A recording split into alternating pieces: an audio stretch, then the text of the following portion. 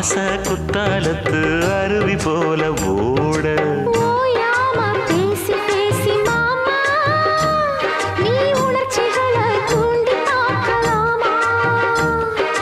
வாயாடி லாபம் என்ன மாமா நீ விஷயங்களை ஆற போடலாமா வெச்சது யாரு சொக்கப்படி என்னவ பண்ணும்படி சொன்னத கேளு கண்ணுமணி சொந்தமும் பந்தமும் வந்ததடி சொல்லிக்கொடு சொல்ல சொல்ல கத்துக்கிறேன் விட்டுக்கொடு மிச்சம் இது துறக்கிறேன்